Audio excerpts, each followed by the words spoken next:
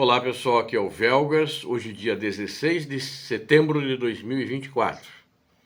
A vulnerabilidade de Putin, primeiro tópico que nós vamos discutir.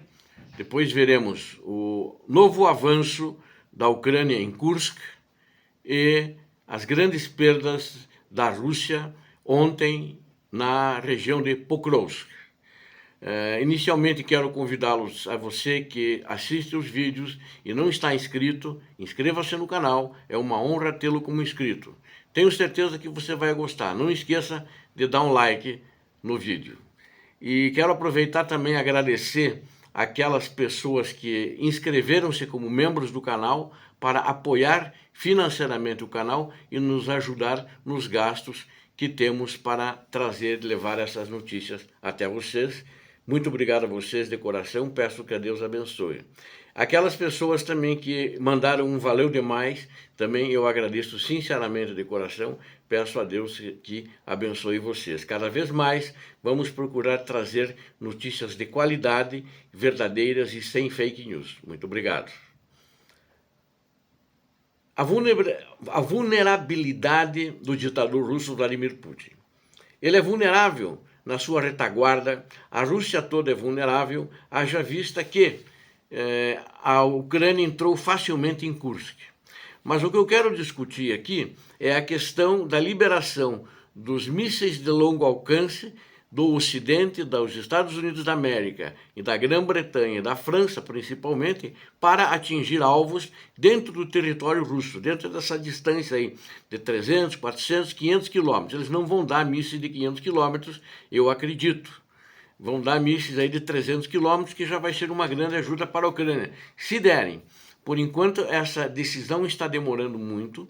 O presidente Biden dos Estados Unidos da América empurrou essa decisão para a próxima reunião da ONU, uma coisa que não dá para entender. A ONU não está tendo nenhum papel de destaque expressivo nessa guerra, a fim de terminar com a guerra, não está tendo um papel preponderante nas negociações. A ONU praticamente não existe, mas deixaram isso, talvez uma desculpa para não tomar uma decisão na sexta-feira, que o primeiro-ministro britânico esteve em Washington pedindo para ele aprovar, que dependia dele para aprovar, para ele também dar os mísseis britânicos. Aliás, o primeiro-ministro britânico é a favor de ceder esses mísseis para a Ucrânia atingir alvos russos em profundidade na Rússia, como outros primeiros ministros e presidentes da OTAN. O Biden está vacilante quanto a isso por causa das ameaças nucleares, blefes do ditador russo Vladimir Putin. Bom, vamos aguardar, vamos ver o que acontece, mas a Ucrânia, se tiver essa autorização, ela vai atingir justamente essas vulnerabilidades da Rússia, que serão fáceis para os mísseis. Aí alguém pode dizer, mas já está atingindo com drones. Está, só que o drone é mais lento. Ele pode eventualmente ser interceptado, embora que a Ucrânia tenha tido muitos sucessos e ela tem voado a 2.000 quilômetros e atingido de maneira certeira os alvos. Mas o míssil é mais rápido. E numa distância que o drone demora 6 horas para cobrir, o míssil faz em 5 minutos. Né? Em torno disso, às vezes um pouco mais, um pouco menos. Então é muito importante isso para a Ucrânia. Vamos esperar que essa aprovação seja feita durante ou logo após a reunião da Organização das Nações Unidas. Quero agora apresentar para vocês um novo avanço que a Ucrânia fez em Kursk. Kursk é uma província da Rússia. A Ucrânia invadiu no dia 6 do mês passado ainda, ela fez essa invasão, né? Os russos não conseguiram avançar. Eles noticiaram há 3, 4 dias atrás que avançaram 10 quilômetros. É mentira, fake news, eles avançaram 2 quilômetros. E que tomaram 10 cidades, inclusive a cidade de Znagost e a cidade de Korenevo. A bandeira ucraniana continua hasteada lá nessas duas cidades. Na realidade são vilas, que tem a cidade de Korenevo também. Eles não tomaram nem a cidade e nem a vila de Korenevo do mesmo nome. Ou seja, as bandeiras da Ucrânia continuam hasteadas lá. Não tem bandeira russa. Mas naquela região, a sudoeste de Kursk, a Ucrânia, o exército ucraniano, fez uma nova contraofensiva. Na minha avaliação, foi uma ofensiva limitada, é mais para segurar, assustar as tropas russas que vinham nessa ofensiva russa para expulsar os ucranianos. E isso foi confirmado, o que eu acho mais importante, os primeiros a noticiar isso, acho que não estão muito satisfeitos com a Rússia, foram os blogueiros russos, esses que normalmente contam as mentiras do Kremlin. Eles contaram que, de fato, a Ucrânia avançou mais, que o Kremlin não gostou disso, mas a realidade, e mostrou que as tropas deles não estão avançando contra os ucranianos como deveriam.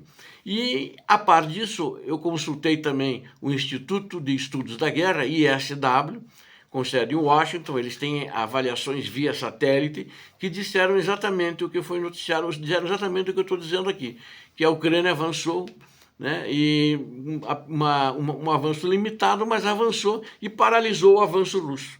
E eles também disseram, o avanço russo não deve dar em nada, porque as tropas que estão lá são tropas inexperientes, na sua maioria de recrutas. Apesar de que a Rússia tirou tropas de Chasiv Yar para mandar para Kursk, né? E talvez tenha tirado de Pokrovsk, alguns blogueiros estão dizendo isso que ocorreu, mas numa quantidade muito pequena. Então essa é a situação, a Rússia está paralisada, o ataque deles foi feito um contra-ataque ucraniano e não estão avançando. Pode ser que mude o quadro essa semana, mas com essas tropas que eles têm lá, dificilmente vai mudar. E com isso a Ucrânia se aproxima mais, ganhando mais território e mais vilas sob seu controle.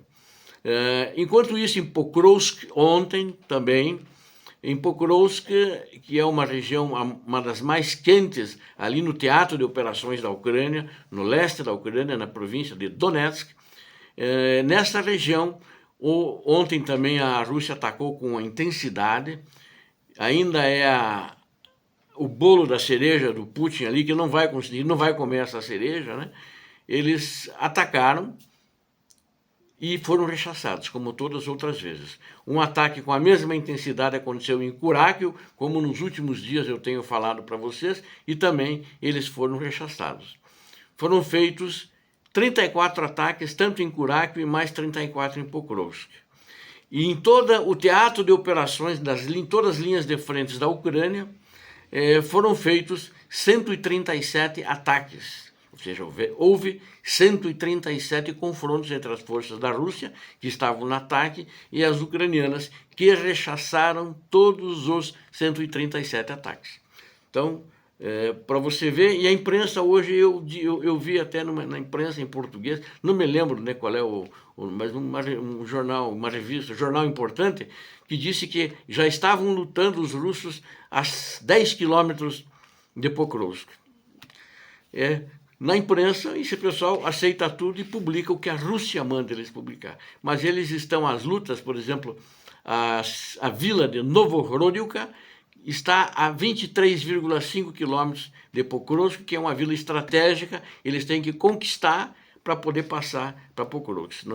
Mas tem mais de 11 vilas em volta, né? Então ainda está longe e vai ser muito difícil eles conquistarem isso. E estão tendo perdas muito pesadas. Aliás, ontem as baixas foram só em Pokrovsk. Eu sempre somo Pokrovsk e Kurákio, mas não tenho os dados de Kurákio. Vou dar só de Pokrovsk 230 baixas. Ou seja, a Rússia perdeu, entre mortos e feridos, 230 militares na data de ontem. Isso é insano, né? E para você, um comandante, um ditador do país, um presidente, um coronel, um general que manda todo dia seus homens para a morte e todo dia vem um número grande, assim, tem alguma coisa errada com essas pessoas, né? Não só na estratégia, mas na mente também dessas pessoas que estão empurrando seus jovens para morrer lá na Ucrânia.